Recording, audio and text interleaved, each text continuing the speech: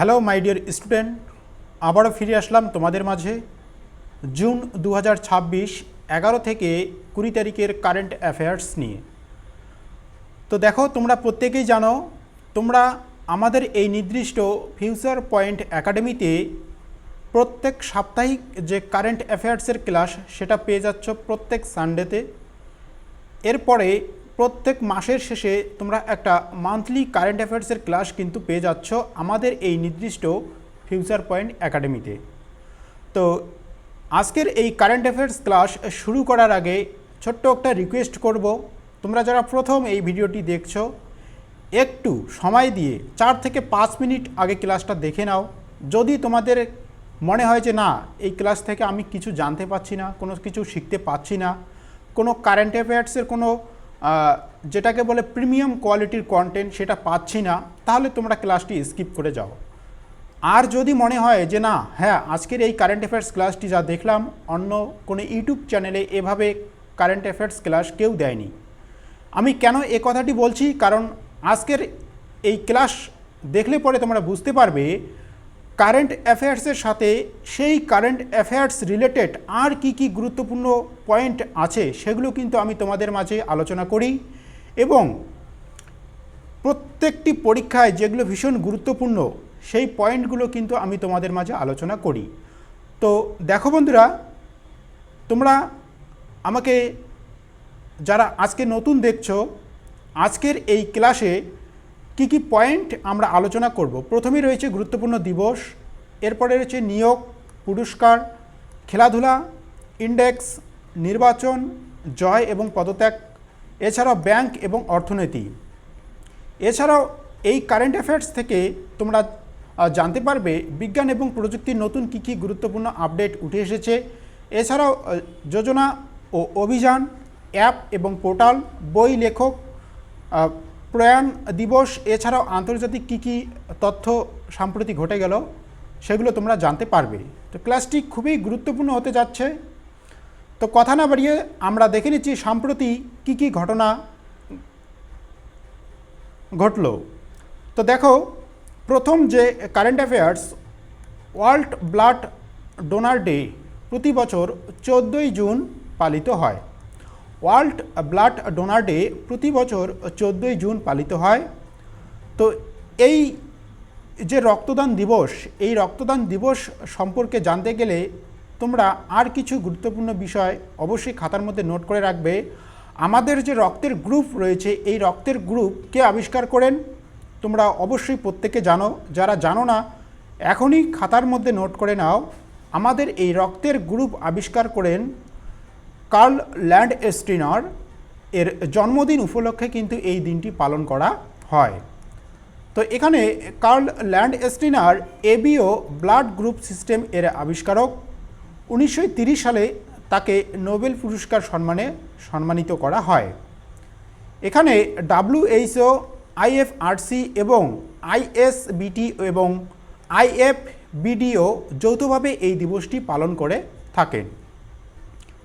Next আমরা দেখব Indian আর্মিতে নতুন আর্মি ইউনিফর্ম 2026 আর্মি ইউনিফর্ম 2026 চালু করেছেন। তো এখানে ভারতীয় সেনাবাহিনীর যে সদর দপ্তর আমরা একটু দেখে নিব। নয়াদিল্লি অর্থাৎ নিউ দিল্লি আমাদের ভারতের রাজধানী, এখানেই কিন্তু অবস্থিত, এবং আমাদের এই ভারতীয় সেনাবাহিনীতে নতুন করে আর্মি ইউনিফর্ম চালু করা হয়েছে। বর্তমান আর্মি চিফ রয়েছেন জেনারেল উপেন্দ্র দ্বিবেদী, এবং আমাদের এই ভারতীয় সেনাবাহিনী প্রতিষ্ঠা দিবস সেটা হচ্ছে 1 এপ্রিল 1895 সালে আমাদের এই ভারতীয় সেনাবাহিনী কিন্তু প্রতিষ্ঠিত হয়। নেক্সট আমরা দেখব সম্প্রতি নরেন্দ্র মোদী ও ইমানুয়েল ম্যাক্রন যৌথভাবে ভারত ইনোভেটস 2026 উদ্বোধন করেছেন। তো এখানে নরেন্দ্র মোদী এবং ইমানুয়েল যে ম্যাক্রন রয়েছে তারা যৌথভাবে এই প্রজেক্টের উদ্বোধন করেছেন। এখানে যে জায়গায় তারা এই প্রজেক্ট উদ্বোধন করেছেন, নিস, যেটি ফ্রান্সে অবস্থিত। এখানে ফ্রান্সের রাজধানী আমরা প্রত্যেকেই জানি প্যারিস, এবং ফ্রান্সের যে মুদ্রা তাকে বলা হচ্ছে ইউরো। বর্তমান ফ্রান্সের প্রেসিডেন্ট কিন্তু ইমানুয়েল ম্যাক্রন। অবশ্যই এগুলো খাতার মধ্যে পয়েন্ট করে রাখবে। দেখো, আজকের এই কারেন্ট অ্যাফেয়ার্স ক্লাসে তোমরা প্রথমেই থাম্বনেলে দেখে নিয়েছো, আজকে মোটামুটি 50টি গুরুত্বপূর্ণ কারেন্ট অ্যাফেয়ার্স নিয়ে আলোচনা করব।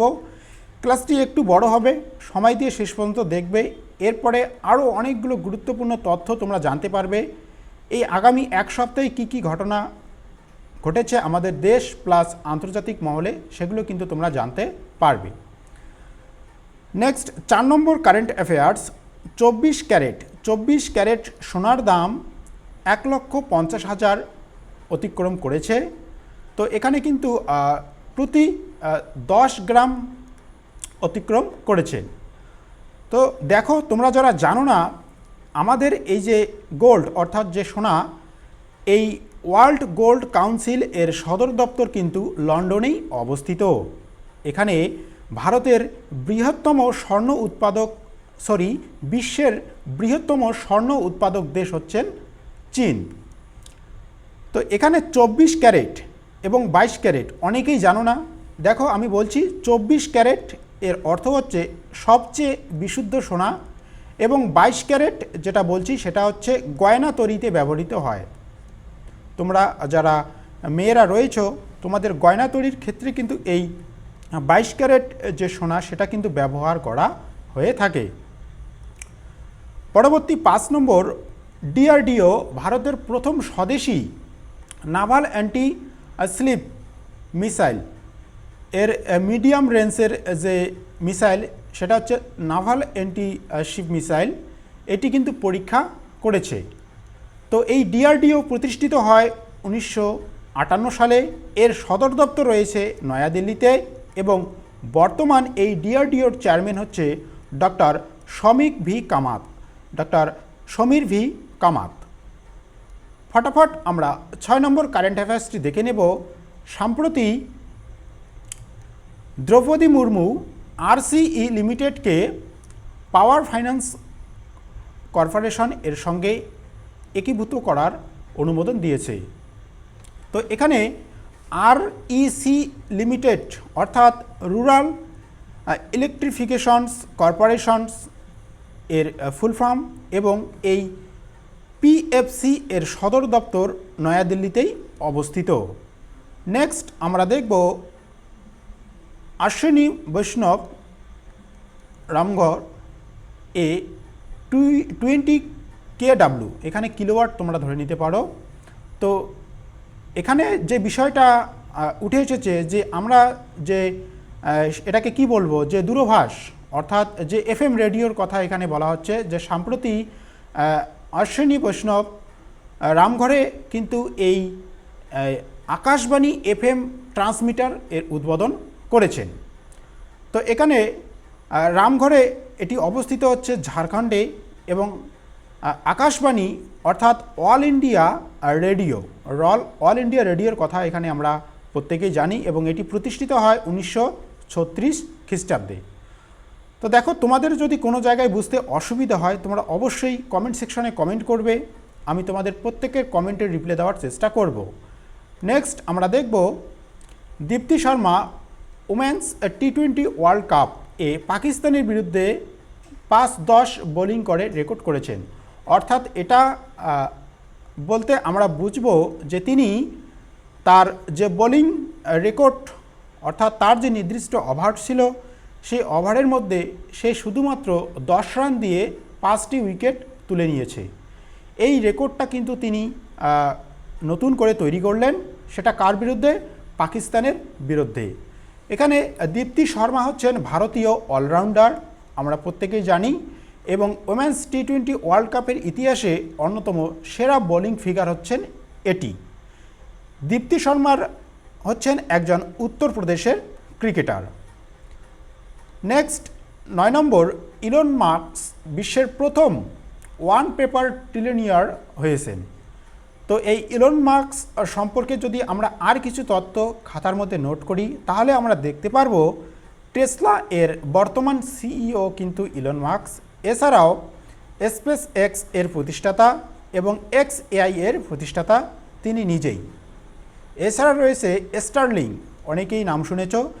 স্টারলিংক প্রকল্পের সঙ্গে যুক্ত এবং বিশ্বের অন্যতম ধনী ব্যক্তিদের মধ্যে তিনি একজন। পরবর্তী সাম্প্রতিক ঘটনা, থাইল্যান্ডের রাজকুমারী ব্রজকিতি আভা, আমি এখানে একটু বাংলায় লিখেছি, নামটা খুবই কঠিন, ব্রজকিতি আভা মহিদল প্রয়াত হয়েছেন।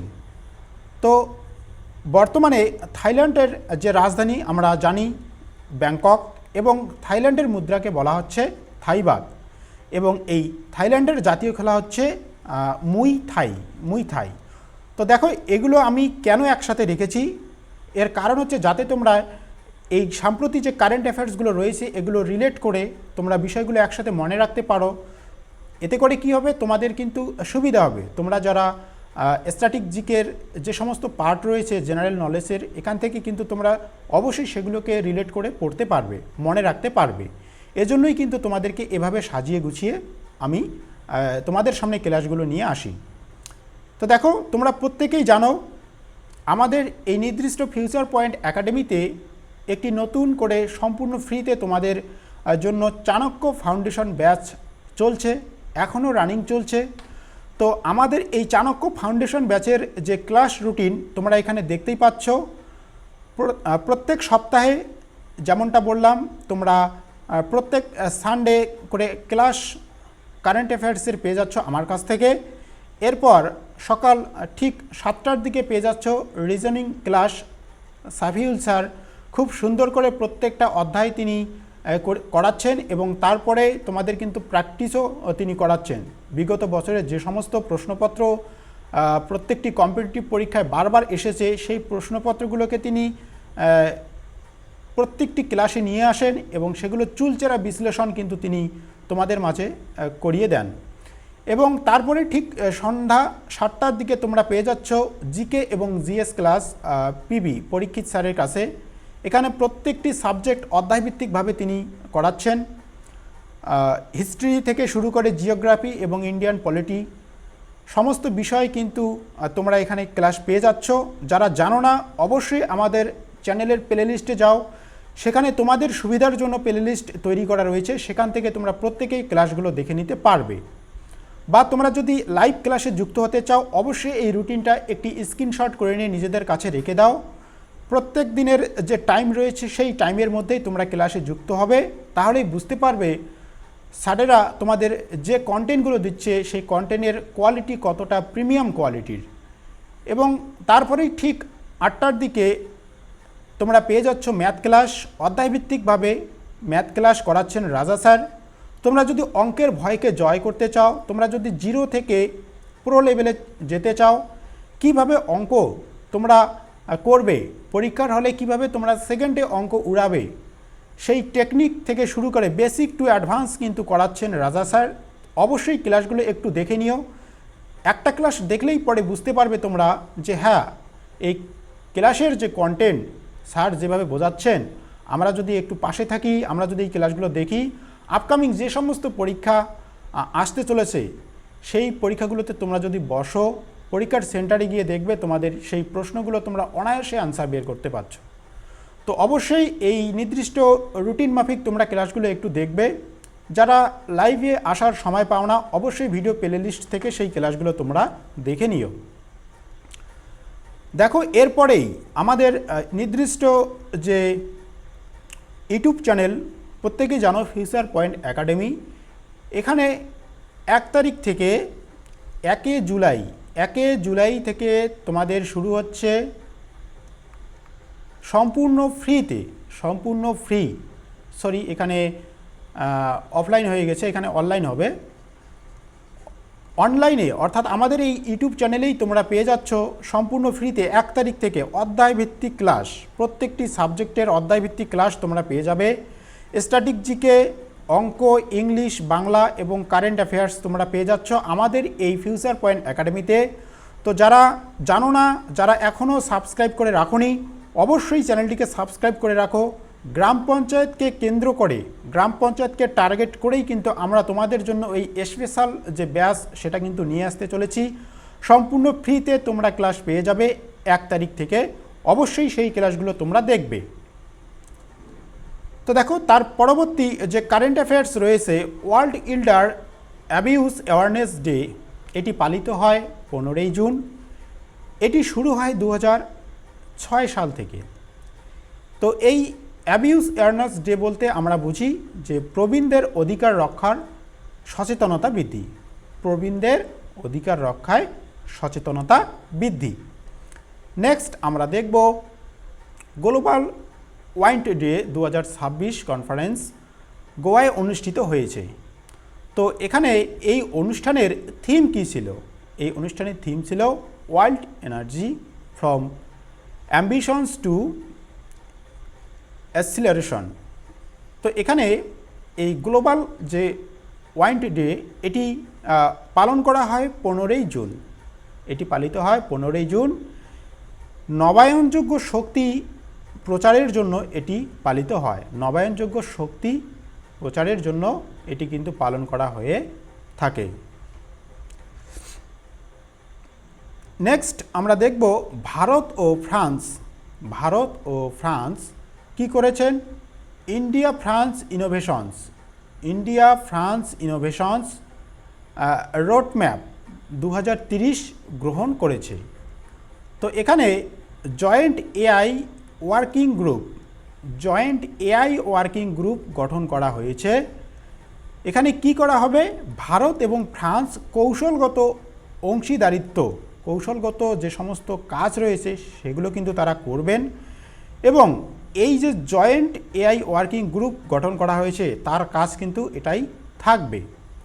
তো এই ভারত এবং ফ্রান্সের যে কৌশলগত অংশীদারিত্ব এটি 1998 সাল থেকে কিন্তু চলে আসছে এবং নতুন করে 2030 সাল পর্যন্ত কি রোডম্যাপ তারা গ্রহণ করেছেন সেটা কিন্তু তারা বাস্তবায়িত করবে। নেক্সট দেখে নাও প্যারিস। প্যারিস সম্পর্কে আমি এর আগে আলোচনা করেছি, নতুন করে আরেকটি আপডেট উঠে এসেছে, দেখে নাও। Paris agriculture minister, Paris agriculture minister মিটিংয়ে ইনডোর ডিক্লারেশনস গৃহীত হয়েছে। এখানে এই প্যারিসে মোট 8টি দেশ সদস্যভুক্ত হয়েছেন। তো যে 8টি দেশের নাম আমি এখানে রেখেছি দেখে নাও। ব্রাজিল, রাশিয়ান, ইন্ডিয়া, চায়না, এছাড়া রয়েছে সাউথ আফ্রিকা, ইজিপ্ট এবং ইথিওপিয়া, ইরান, ইউএই এবং ইন্দোনেশিয়া। পরবর্তী India AI missions, India AI mission এর অধীনে অফতার.এআই ভারিয়া এআই ভিডিও জেনারেশন মডেল চালু করেছেন। তো এখানে তোমরা খাতার মধ্যে যেটা পয়েন্ট করে রাখবে যে এই যে অফতার.এআই কী করছেন? ভারিয়া, এই যে পয়েন্টটা এটাকেই তোমরা অবশ্যই নোট করে রাখবে। কি নাম নিয়ে তারা এই এআই ভিডিও জেনারেশন মডেলটা চালু করেছেন? এর নামটা হচ্ছেন ভারিয়া। তো এখানে এই ইন্ডিয়ান এআই মিশন এর কাজ হচ্ছে এআইকে উন্নয়নের জন্য, এআইকে আমরা যাতে উন্নয়নের জন্য ব্যবহার করতে পারি তার জন্য কেন্দ্রীয় যে সমস্ত উদ্যোগ গ্রহণ করা দরকার সেটা কিন্তু তারা করবে। নেক্সট দেখে নাও ইউনাইটেড স্টেট ও ইরান একটি চুক্তি স্বাক্ষর করেছেন। তো সেই চুক্তিটির নাম কি? Strait of Hormuz. এই চুক্তিতে তারা স্বাক্ষরিত করেছেন। তো এখানে এটা কিন্তু পুনরায় উন্মুক্ত হবে স্ট্রেইট অফ হরমুজ, অর্থাৎ এখানে কিন্তু হরমুজ প্রণালীর কথাই তারা বলছে। এখানে গুরুত্বপূর্ণ তথ্য আরেকটু দেখে নাও। স্ট্রেইট অফ হরমুজ হচ্ছেন পারস্য উপসাগরের প্রবেশদ্বার হচ্ছেন স্ট্রেইট অফ হরমুজ। বিশ্বের তেল পরিবহনের অন্যতম গুরুত্বপূর্ণ পথ। তোমরা অলরেডি এটা জানো যে হরমুজ প্রণালী আমাদের ভারতবর্ষের জন্য কতটা গুরুত্বপূর্ণ। নেক্সট আমরা দেখব 13তম ব্যারিজ আরবানাইজেশনস ফ্রম এটি অনুষ্ঠিত হয় নয়াদিল্লিতে। এখানে কি গৃহীত হয়েছে? গৃহীত হয়েছে মিনিস্ট্রিয়াল ডিক্লারেশন এটি কিন্তু গৃহীত হয়েছে। নেক্সট আমরা দেখব ইন্ডিয়া পোস্ট হিমাচল প্রদেশে drone base mail service, drone এখানে পয়েন্ট করে রাখবে, ড্রোন বেসড মেইল সার্ভিস চালু করেছেন। এখানে কেন এটি নতুন করে চালু করা হলো?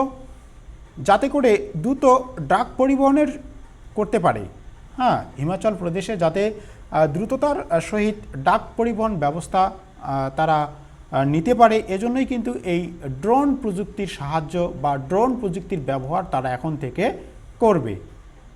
পরবর্তী সাম্প্রতিক ঘটনা একটু দেখে নাও। সুদর্শন প্রাত্যনিক কি করলো? এখানে একটু কমা হবে। Sudarshan Pattnaik Russia grand sand master cup 2026 জিতেছে। তো এখানে এই যে তিনি হচ্ছেন বিখ্যাত একজন স্যান্ড আর্টিস্ট, এই যে সুদর্শন প্রাত্যনিক এ কিন্তু উড়িষ্যার বাসিন্দা। পরবর্তী আমরা দেখব গ্লোবাল পেস ইন্ডেক্স 2026। এই গ্লোবাল পেস ইন্ডেক্স 2026 এটি কে অর্জন করেছে? এটি অর্জন করেছে আইসল্যান্ড কিন্তু প্রথম স্থান অধিকার করেছেন। এখানে এই গ্লোবাল প্লেস ইন্ডেক্সে ভারতের অবস্থান কিন্তু 127তম। অবশ্যই আমাদের এই ভারতবর্ষের স্থানটাকে মনে রাখবে, বিভিন্ন পরীক্ষার জন্য ভীষণ গুরুত্বপূর্ণ। তো এই যে গ্লোবাল পেস ইন্ডেক্স এটি প্রকাশ করেন institute of economics and pace, এই সংস্থার থেকে কিন্তু এই রিপোর্ট প্রকাশ করা হয়। পরবর্তী ইন্টারন্যাশনাল ডে অফ ফ্যামিলি রিমিটনেস এই যে দিবস, ইন্টারন্যাশনাল ডে অফ ফ্যামিলি রিমিটনেস, এই দিবসটি পালিত হয় 16ই জুন এই দিবস পালিত হয়। এখানে প্রবাসী কর্মীদের পাঠানো অর্থের গুরুত্ব তুলে ধরা হয়। নেক্সট আমরা দেখব ঝাড়খণ্ডে 11টি এবং আসামে 4টি পণ্য নতুন করে জিআই ট্যাগ পেয়েছেন। ঝাড়খণ্ডের 11টি এবং আসামের কয়টি? আসামের 4টি পণ্য নতুন করে জিআই ট্যাগ পেয়েছে। তো এই জিআই ট্যাগ কি? জিআই এর ফুল ফর্ম হচ্ছে জিওগ্রাফিক্যাল ইন্ডিকেশনস। এই জিআই রেজিস্ট্রি অবস্থিত চেন্নাইয়ে। জিআই ট্যাগের মেয়াদ হচ্ছেন 10 বছর।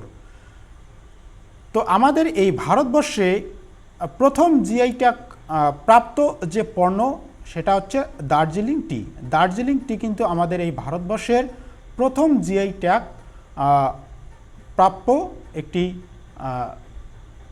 তোমরা প্রত্যেকেই জানো দার্জিলিং টি। এরপরে দেখে নাও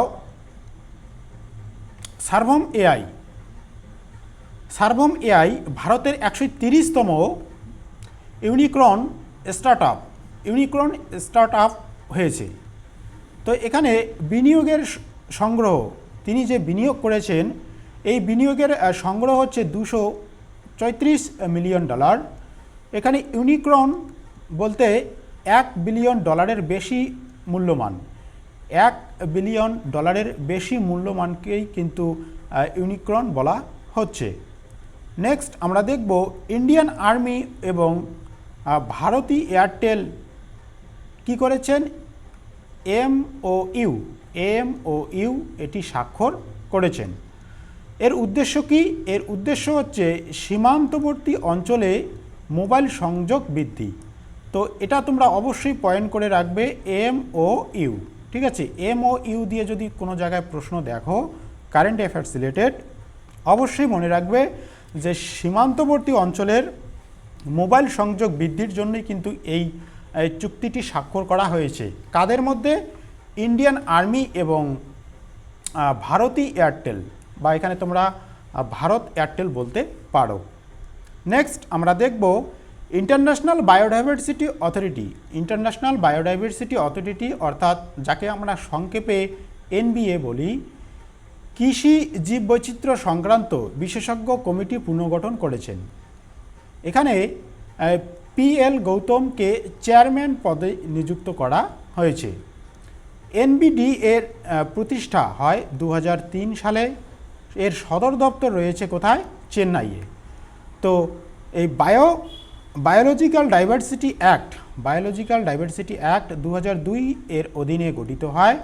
জীববৈচিত্র্য সংরক্ষণ এবং টেকসই ব্যবহার এছাড়াও জৈব সম্পদের সুরক্ষার জন্য এই সংস্থা বা এই এনবিএ কিন্তু কাজ করে থাকেন। উপরাষ্ট্রপতি CP Radhakrishnan Agastya the unifier দেখতে পাচ্ছ। এটা অবশ্যই খাতার মধ্যে পয়েন্ট করে রাখবে, ভীষণই গুরুত্বপূর্ণ। আপকামিং তোমরা যে পরীক্ষায় বসতে যাবে না কেন, এটা কিন্তু মোস্ট ইম্পর্টেন্ট, অবশ্যই খাতার মধ্যে পয়েন্ট করবে। অগস্ত দ্য ইউনিফায়ার এই বই প্রকাশ করেছেন। কে প্রকাশ করেছেন? সিপি রাধাকৃষ্ণান। তো এখানে এই বইয়ে কি রয়েছে?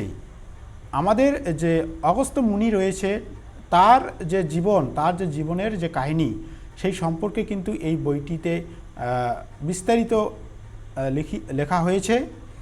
তো এটি হচ্ছে কি দক্ষিণ ভারতের প্রাচীন ঋষি হিসাবে পরিচিত। এই অগস্ত্য মুনি, আমরা বাংলায় যাকে বলি অগস্ত্য, তিনি কিন্তু দক্ষিণ ভারতের একজন প্রাচীন ঋষি হিসাবে পরিচিত। তামিল সাহিত্য এবং সংস্কৃতিতে অত্যন্ত গুরুত্বপূর্ণ ব্যক্তিত্ব কিন্তু তিনি কিন্তু এই তামিল সাহিত্য এবং সংস্কৃতিতে অবশ্যই গুরুত্বপূর্ণ ভূমিকা পালন করেছেন। নেক্সট আমরা দেখব বার্সেলোনা এবং চাটালুয়া গ্র্যান্ড প্রিক্স 2026 জিতেছেন কে? এর সঠিক উত্তর হচ্ছেন লুইস হ্যামিল্টন এই পুরস্কারটি জিতেছে। এখানে ফর্মুলা ওয়ান কিংবদন্তি ড্রাইভার। তো এখানে একটি জিনিস তোমরা অবশ্যই নোট করে রাখবে, এই যে লুইস হ্যামিল্টন, ইনি কিন্তু ফেরারি দলের হয়ে জয়লাভ করেন এবং তিনি এই দলের হয়ে কিন্তু খেলায় অংশগ্রহণ করেন।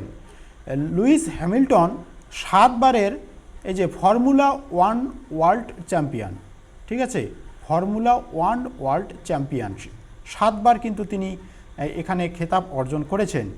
এবং এই ফেরারি হচ্ছেন ইতালির বিখ্যাত F1 দল। নেক্সট আমরা দেখব ভিডি সত্যসেনা প্রিয়দর্শিনী, অবশ্যই খাতার মধ্যে নোট করে রাখবে, প্রিয়দর্শিনী প্রকল্প চালু করেছেন। তো এই প্রিয়দর্শিনী প্রকল্পটা কি?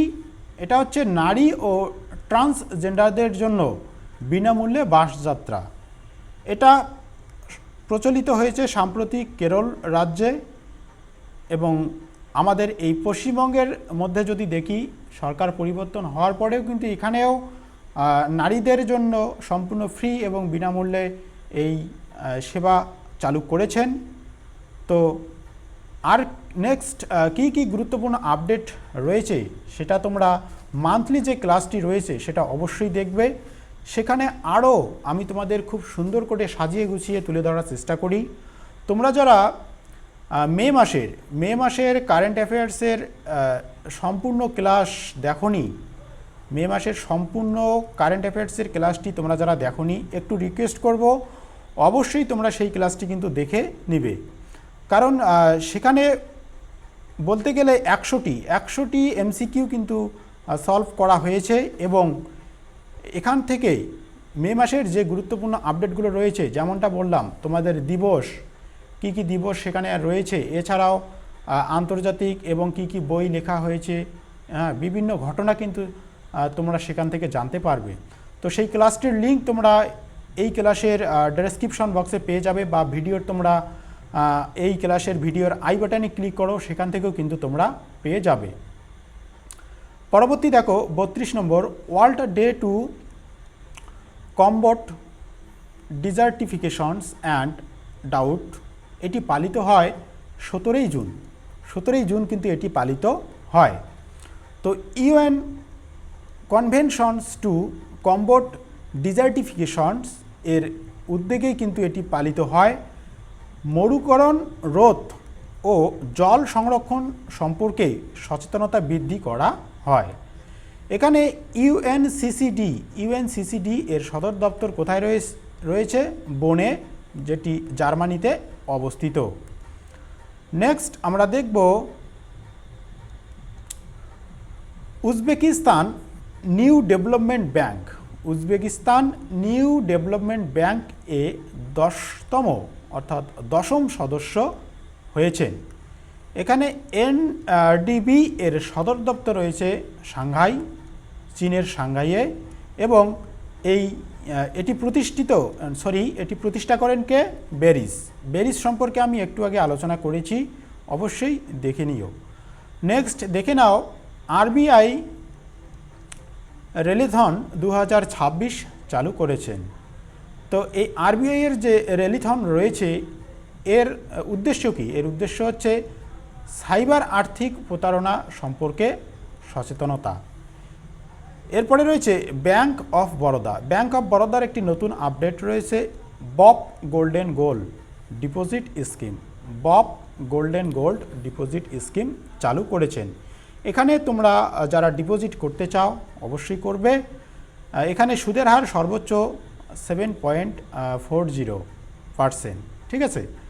নেক্সট আমরা দেখব স্মৃতি Mandanna টাইমসে 100 most influential people of sports 2026 তালিকায় স্থান পেয়েছে। তো স্মৃতি মন্দনা সম্পর্কে কি বলবো, তোমরা প্রত্যেকেই জানো, তিনি একজন অত্যন্ত জনপ্রিয় আমাদের ভারতীয় মহিলা দলের ক্রিকেট ক্যাপ্টেন, ক্রিকেট খেলোয়াড়। নেক্সট আমরা দেখব ত্রিপুরায় কি হয়েছে?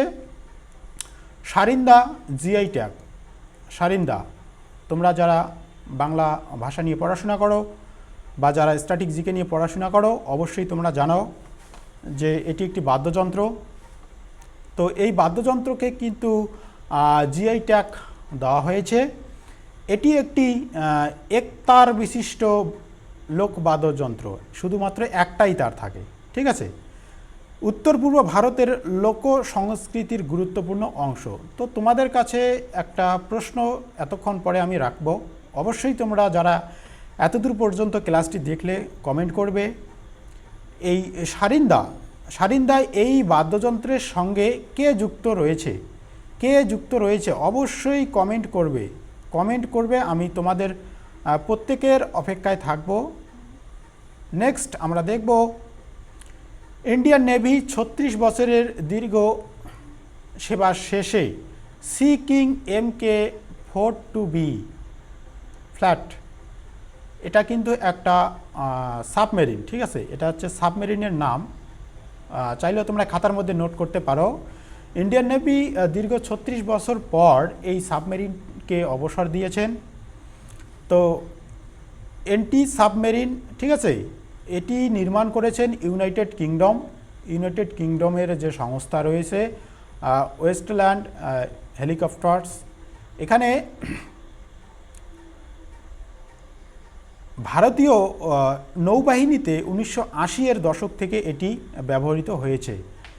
ইন্ডিয়ান নেভির যে সদর দপ্তর নয়াদিল্লিতে অবস্থিত এবং নেভি ডে পালন করা হয় 4 ডিসেম্বর কিন্তু ইন্ডিয়ান নেভি বা ভারতীয় যে নৌবাহিনী দিবস সেটা পালন করা হয়। নেক্সট আমরা দেখব, তো এখান থেকে আমাদের শেষ হয়ে গিয়েছে আজকের কারেন্ট অ্যাফেয়ার্স ক্লাস। তো ফটাফট আমি তোমাদের মাঝে 15টি গুরুত্বপূর্ণ জিকে নিয়ে আলোচনা করতেছি। এতক্ষণ থেকে তোমরা যারা ক্লাসগুলো দেখেছ, এই ক্লাসটি অবশ্যই গুরুত্বপূর্ণ ক্লাসের, তোমরা এটা সামারি বলতে পারো। তো দেখে নাও, হু এর সদর দপ্তর কোথায় অবস্থিত? জেনেভায়। ডিআরডিও প্রতিষ্ঠিত হয় কত সালে? 1958 সালে। Barriers a new development bank এর সদর দপ্তর কোথায়? সাংহাইয়ে অবস্থিত। ইসরো এর সদর দপ্তর কোথায়? ইসরো এর ঠিক আছে, ইসরো এর সদর দপ্তর রয়েছে বেঙ্গালুরুতে। নেক্সট, আরবিআই প্রতিষ্ঠা হয় কত সালে? 1935 সালে আরবিআই প্রতিষ্ঠিত হয়। জিআই রেজিস্ট্রি রয়েছে কোথায়? চেন্নাইয়ে। এছাড়াও ইন্ডিয়ান মিলিটারি একাডেমি এটি অবস্থিত দেরাদুনে। এবং আইআইটি দিল্লি এটি প্রতিষ্ঠিত হয় 1961 সালে। পরবর্তী ফটাফট যে অপশন একটু দেখে নিবে, এসিকিউ টাইপের আমি রেখেছি। হ্যাঁ, অবশ্যই এটা খুবই গুরুত্বপূর্ণ। যারা লাস্ট পর্যন্ত ক্লাস দেখেছো অবশ্যই এগুলোকে নোট করে রাখবে। যে প্রশ্নটার উত্তর তোমার জানা নেই সেটা অবশ্যই নোট করে রাখবে। আইআইটি দিল্লি প্রতিষ্ঠিত হয় কত সালে? 1961 সালে। এমআইটি অবস্থান এটা কোথায়? ইউএসএর ক্যামব্রিজে। ব্যাংক অফ বরোদার সদর দপ্তর কোথায় অবস্থিত? ভাদোদরায় কিন্তু এই ব্যাংক অফ বরোদার সদর দপ্তর অবস্থিত। এছাড়াও ন্যাশনাল বায়োডাইভার্সিটি অথরিটি এটি সদর দপ্তর অবস্থিত চেন্নাইয়ে।